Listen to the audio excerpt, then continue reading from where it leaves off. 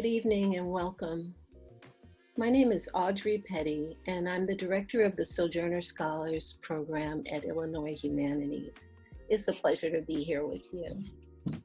Sojourner Scholars was founded in 2016, rooted in a commitment to engage pedagogy and equity.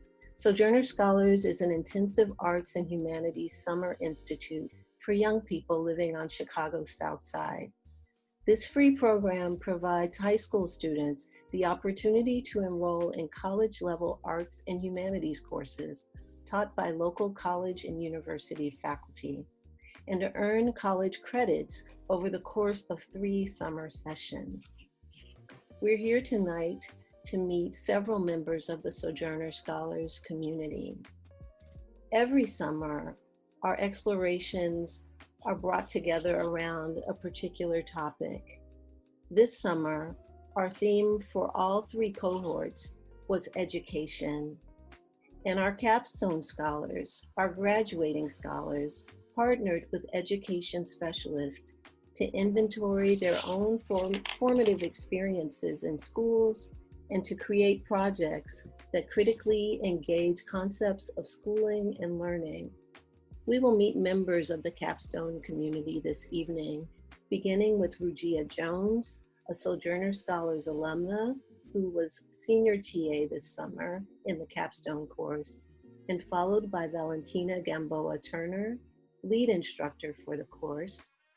And then we'll hear from 3 graduating capstone students, Anissa Collins, Nakaya Nash Prince, and Armani Easter.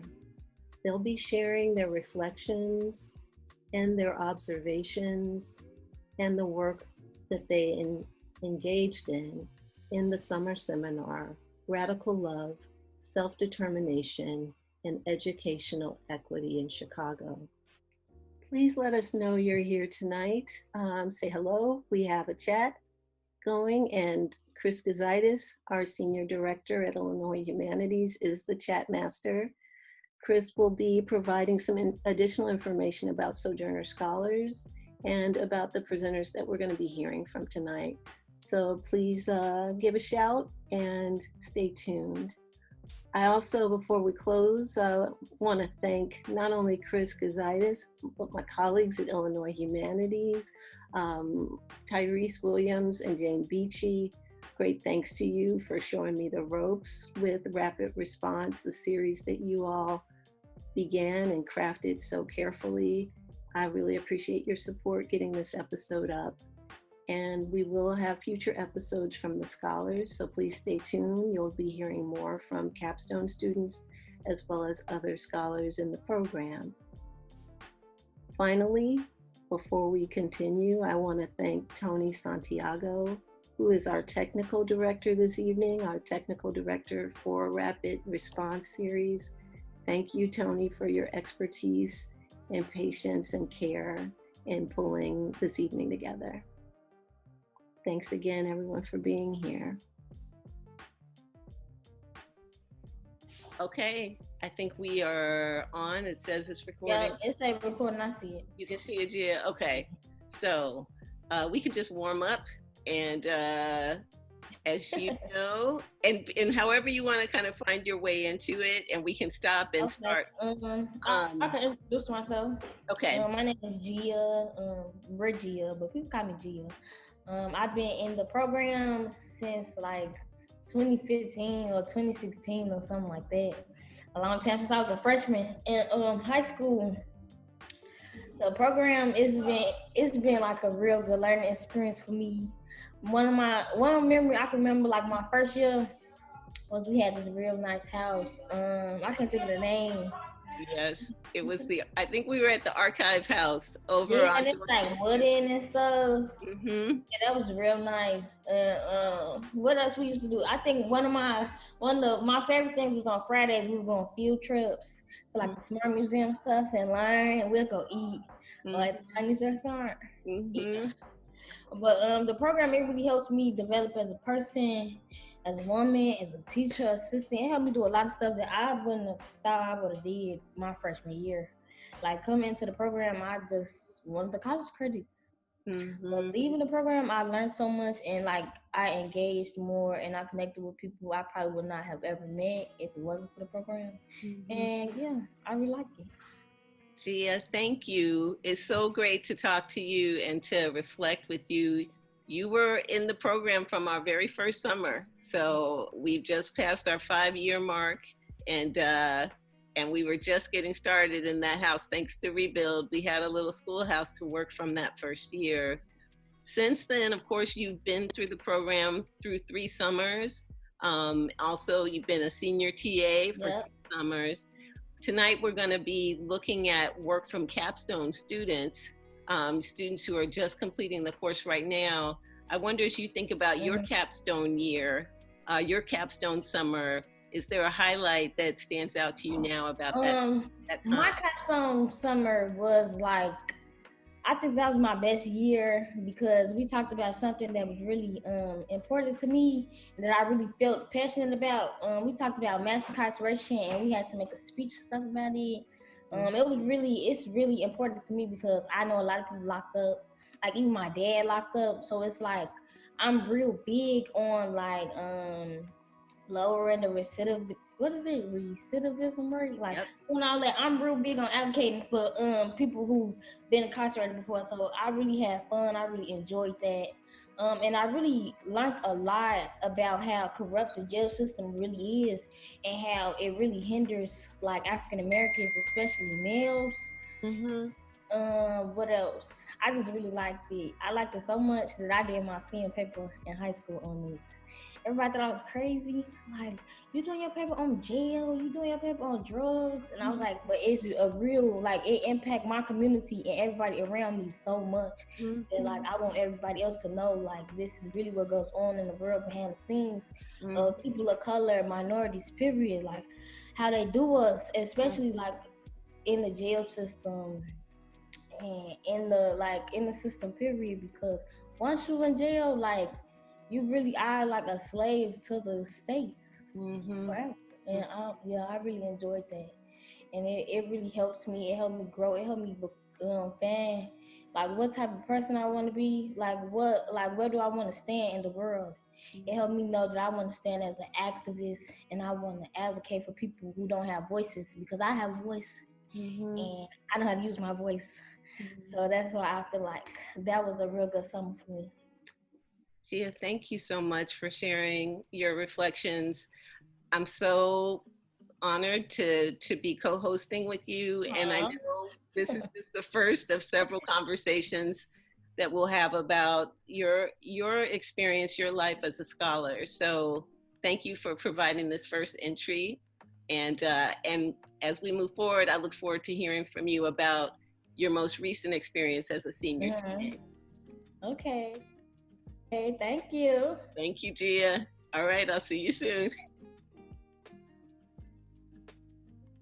Hello, my name is Valentina Gamboa Turner, and this summer I had the great pleasure of being the lead instructor of the 2020 Sojourner Scholars Capstone Project.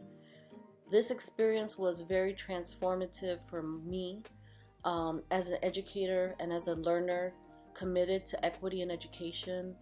Our scholars brought so much perspective and insight that really helped to continue to inform my work as an educator now at Northeastern Illinois University. I brought in to partner with me and to help me curate this program Dr. Erica Davila, who is a faculty member at Lewis University in educational leadership and also a Chicago Public School alum, such as myself.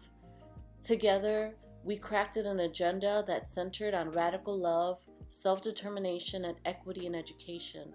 We utilized pieces from Bell Hooks on Home Place, as well as Dr. Bettina Love, who really illuminates the benefits of abolitionist teaching, as well as the importance of centering students in educational spaces. We were super fortunate to have 2 dynamic teaching alumni, teaching assistants, and that's Gia and Miranda, who every day showed up 100% committed to the students and committed to this vision that Dr. Davila and I structured around an investigation of our educational journey with our scholars.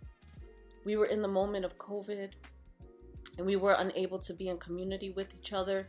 So we all were very creative in trying to find strategies that would support the students on this summer program experience. So we included guest speakers and guest scholars to come and share their wisdom and engage our students. So two of our guest scholars that we had come in were Dr. David Stovall of UIC, as well as Dr. Ann Aviles.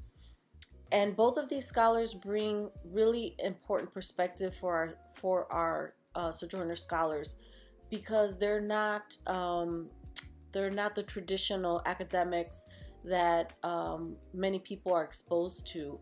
They actually function in a very different way within the academy, always challenging and putting forth this agenda of education as a liberatory practice, as opposed to kind of maintaining the status quo of the hierarchy within the educational system. So we were really fortunate to have them, and the students were very responsive to what they had to share. This summer, it was exciting. It was at times kind of difficult because we so wanted to be together, but the feedback that we got from the students made all the difference.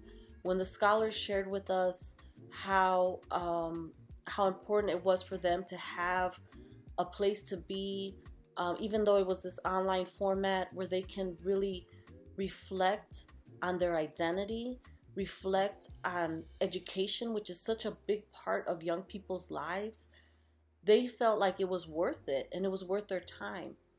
And they demonstrated that by showing up every day, by putting their best foot forward in their pieces. We asked them to write I am poem, I am from poem, which was a reflection of their neighborhood and their families. And we were astounded at how creative and introspective the students were in that project, in that creative writing project. Then after that, we had the students become researchers. One of the highlights for me was when we had two alum from the capstone program 2 years prior come back and talk to our scholars. And it was amazing to hear this intergenerational dialogue from students that were maybe 3 to 4 years difference in age, right? Apart in age. But just how much the alumni said to our students about, don't take this time for granted. Like it is a privilege to be in this space and to be able to learn about your own community. And they shared with us how they did their research. And that really motivated our students, our scholars in the summer program to investigate the educational journey of their family. Many of them interviewed parents and grandparents, and we were gifted with beautiful, rich stories of the communities, the vibrant life of the school and community life when it was intertwined, which is very different than what's happening in Chicago with the way schools have been kind of dismantled within our communities.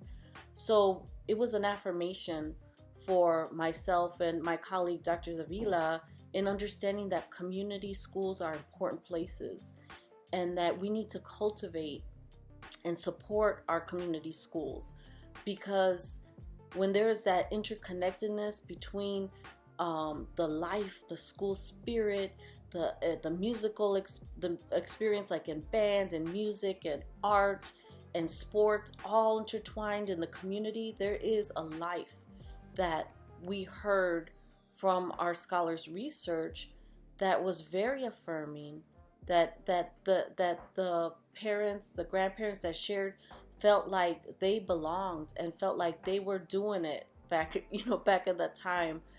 So that was really a blessing to hear their stories. And it had our students really reflecting on why we're so segregated in Chicago.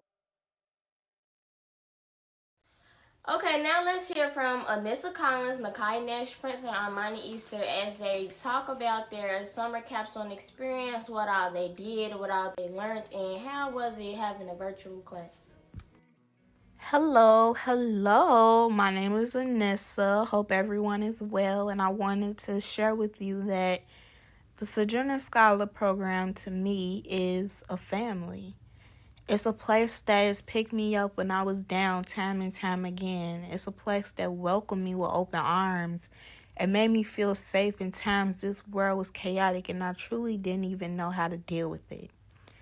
I've learned so much, it's crazy, from what it means to be black and be a citizen in Chicago, let alone America, to who and what God is to me and how that concept has been used to control society. When I first came into the program, I had the mindset like, I'm going to just do this one time, and then after that, I'm done. But over the course of my attendance, I began to love finding myself within my education, something I've never done before. During my last year in the Sojourner Scholars program, we discussed education and the many corruptions of the system.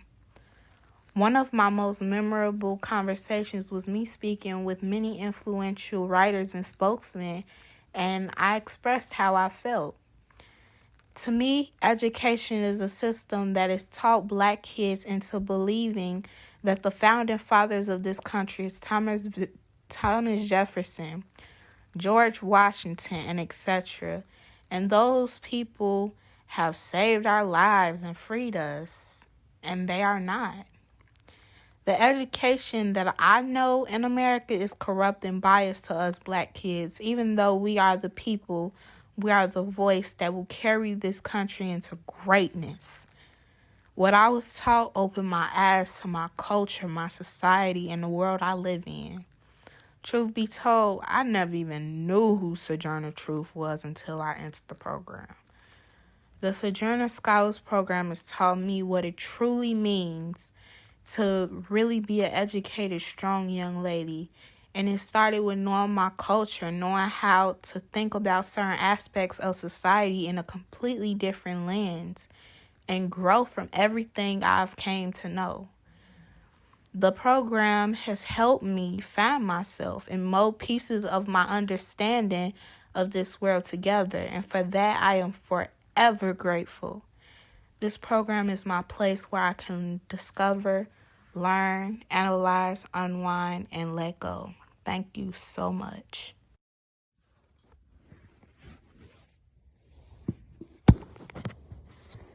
Hello, my name is Nakai Nash Prince, and I am a capstone of Sojourner Scholars. So this last summer, this summer we did a whole bunch of things, but the one I can really place my mind on because it was such like a fun experience. But one of my main the funnest thing that we did or talked about was like what was happening at the time. So like the riots and like Black Lives Matter stuff and George Floyd, like we was just talking about that, and I love talking about me as a group of the black community, because I know us as a group go through so much and we get unheard and we get threatened and we don't get listened to. So when we was talking about it and I heard everyone's different opinions about it, it really stick to me because it was just different hearing it from somebody else. And also, so the project that I did was, I did this project with my grandmother. Her name is Mayola Nash. And I interviewed my grandmother and my mom because they both went to the same high school. They went to Inglewood High School. And I just wanted to see how different it was from when my grandmother went and to my mom went. but the conversation kind of went to a turn. So me and my grandmother basically start to talk about how, like, basically her different views about the riots and my different views, because our views is totally different. She don't believe in like Black Lives Matter and feels as if if black people think their Black Lives Matter, we should stop killing each other, when that's not the point of the movement. So yeah, I think the conversation that we had was very interesting, and I had really a good time this upcoming year. Thank you. I'm Nakaya, and this is my grandmother, and I'm going to be asking her questions about going to high school. What year? Is it for you or is it for you? When you went to high school? I went to high school. I graduated in 1964. Okay, so, and we're just going to talk about like how high school was for her. Well, you said you went to Hyde Park first. I went to Hyde Park 2 years. 2 years, and then I was the boundaries. They had boundaries back during that time, and I was east of State Street, but I moved west of State Street, and I had to transfer over to Inglewood High School, and that's where I finished in 1964. Okay. I completed high school. Okay, so let's start with the basic question. Mm-hmm. How are you? You all right? I'm doing fine. I'm doing well considering my age. I'm doing very, very kind of well. old. It's okay. Yeah, but I'm thankful that I'm this age, and I got my health issues. Don't get me wrong.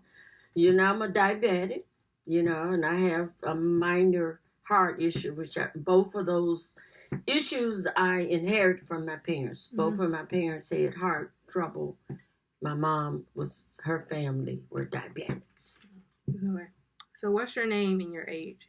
But you don't gotta say your age because if you don't want to. But. Oh, I don't care. Okay.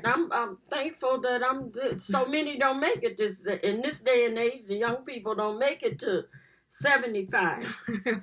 What's your full name? My full name is Mayola Nash. Okay. And where you get your name from? From Mary. My husband was... No, your first name. Mayola. My father named me after his sister. Mm-hmm. Wait, when was the boycott from the buses? When everybody started boycotting the buses? Oh, that was back in the 62. I don't remember. Let me look it up real quick. Yeah, it was back during that time, too. And then the riot in Marquette Park, everything started changing. That was from 55 to 56. Mm-hmm. Yeah. Yeah, you still in school, not high school particularly, but I was still in school. So I was in grammar school. Yeah. So how was your grammar school? No, it wasn't. It was white. I was still, we was in Hyde Park. Yeah. So that's what I'm saying. And I went to Kenwood Grammar School, and I graduated from Kenwood Grammar School, and that was on 49th and Blackstone. And it was nice. Like I said, it was a bunch of white people. And during that time, girls weren't allowed to wear dresses, shorts. They had to, pants. They had to always have on a skirt or a dress coming to school. So, during the boycott, did you boycott it? No, we didn't. Yeah, y'all still had to ride the bus. We still had to ride the bus, but my father always had a car, so he took us where. Yeah, so we wasn't really involved in that because he would take us, come back and get us. We had a different upbringing from some people. Yeah, so because my parents was always attentive. Yeah, and made sure we got in school. That first generation, they did. Mm-hmm. So we were more abreast education-wise than the last generation because they had got older. But I enjoyed school, and I didn't have a problem with getting up, going every day. And like I said, the white kids we went to school with back during that time, and we had white teachers. So we had very few black teachers. So it was, and I remember my best teacher, and she was older than old when she retired. But she was so sweet, Miss Stelzer. She could hardly walk, and she was still teaching. Miss Stelzer was her name, and her hair was completely white when they pushed her out of school, and I think she was like 87, and she still didn't want to retire, you know. But she went on, but she taught us well. And Miss Miller was a black teacher. She was excellent, English teacher. She was the only one, because English was my worst subject. And she helped me through English, and I just loved it. She had her way of teaching English that made you want to stay there and get it. And you didn't think she had any problems because, like you said, it was mostly white teachers? Oh, no, she didn't. So she like clicked well with the She clicked well with. It was like I said, it was a handful of black teachers, but mostly white teachers. They all got along. That you know of, you know, like sometimes right, that I know of. Yeah. You know, being a young child, you don't always know everything. But we went through school with no problem, no prejudice. You know, and that's why we hated that we had to move out. But my parents tried to move back in Hyde Park, but property had skyrocketed. It was just a lot, you know. And my father and his sister got the house together.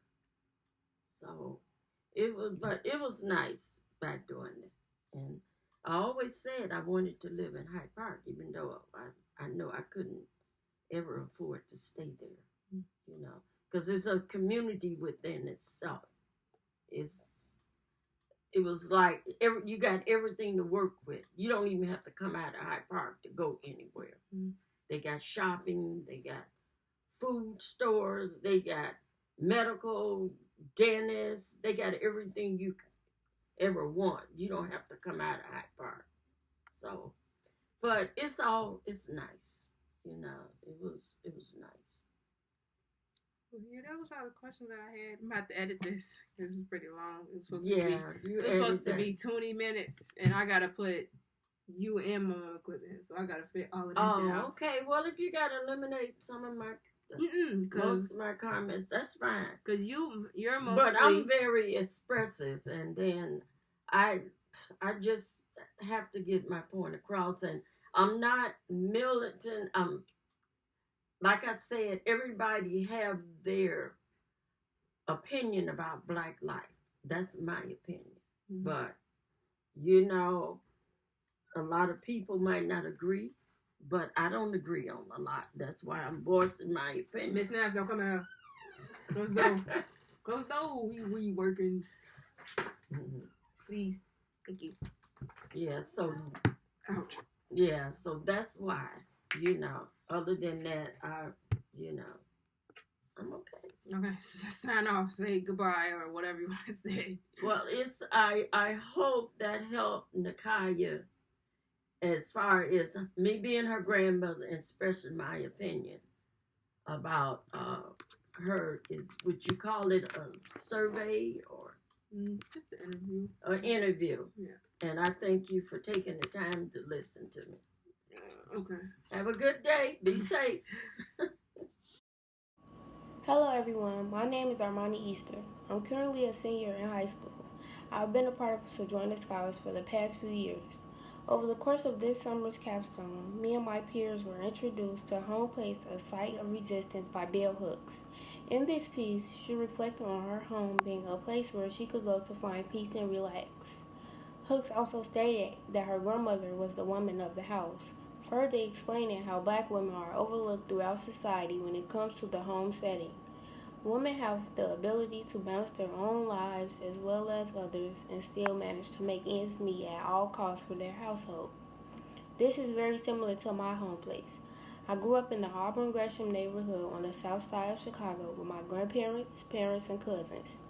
My grandma cooked and cleaned day in and day out throughout our home while my granddad worked. My granddad played an important role for the family, but my grandma held things down while he wasn't at home. However, my granddad was still seen as the man of the house. Regardless, it was their hard work and dedication that always helped us come together as a family to love and cherish one another. The different aspects of our home created stronger bonds as we all played a role in some way. Now, I will present you all my poem. I am from Borat's jump ropes and Barbie dolls. I am from card tables, old wooden chairs, and power wheels. I am from Tillman's Corner Store, Harold's, and Simeon. I am from Stay Together and Be Back Before the Streetlights Come On. I am from my grandparents.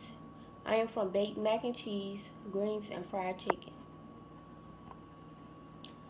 This is a picture of my grandparents' living room. This is where my family would call the hangout room. We would always watch movies, play games, or sit and crack jokes together in this room. In the picture to the far left, that is my granddad, and he's currently sitting there watching TV. The picture on the right is the other side of the living room. The picture on the left is another view, along with my grandma's old wooden chair, which was passed down to her from her mother. We used to take holiday pictures in front of it. Some holidays we would decorate the chair to take pictures, and some we wouldn't. And the little small chair right in front of that one is my little cousin's chair, which is where she would sit because she's still a baby. As you can see, the living room is full of pictures, and there's even more all throughout the house, like on walls and stuff like that on the tables, and more. It's more tables and stuff in the back of the house. My grandma has a variety of pictures of her grandkids, kids, siblings, and more. When asked why does she have so many pictures, she will always say a lot of things end, but memories last forever.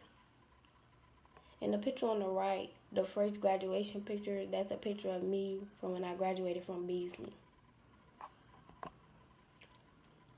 The picture on the left is basically where I grew up at. On 84th and Gilbert, that was my house in the middle, and it was in the Auburn Gresham neighborhood. The picture on the right is a picture of the corner store that I stated in my poem. The store is called Tillman's, and me and my cousins would go there all the time to get snacks and stuff. We would stop there on our way to school, or we'll just go whenever, like after school and things like that. And to the right of the store, I'm not sure if you guys can see it, but that's the school that me and my cousins went to as well. And this is a picture of the school on the right. It's Garrett A. Morgan Elementary School. They were able to graduate from that school, but I wasn't because I was much younger than them. But eventually it closed down in 2013, and when it closed down, I transferred to Beasley Academic Center. The picture at the bottom is a picture of Simeon Career Academy, which is the school that I currently attend, and it's also down the street from my elementary school. Overall, Hook's piece was a way for me to further understand the importance of the home place and the roles that play a part within. Thanks for having me. Thank you. Thank you, Armani. Thank you, Nikaya. Thank you, Anissa. I want to thank your families for supporting you, supporting your commitment to this program for the past 3 years. Also for offering their own insights and their stories and observations in the projects you've engaged in during your time in Sojourner Scholars. I look forward to our continued explorations together. I also want to thank the capstone staff this summer, which includes Valentina Gamboa Turner, Dr. Erica Davila, Brian Kolar, Miranda Gooseby, and RU'GIA Jones. Please stay tuned for more thanks in the credits, but also I hope that you'll continue the celebration with us this evening. Next up is DJ L KARI, the brilliant DJ L KARI, our resident DJ, here with a set inspired and vibing in response to what we've experienced tonight. So please stay tuned, please listen and enjoy. And I hope to see you at the next Rapid Response episode at the beginning of the new year from the Sojourner Scholars. In the meantime, take good care. Good night.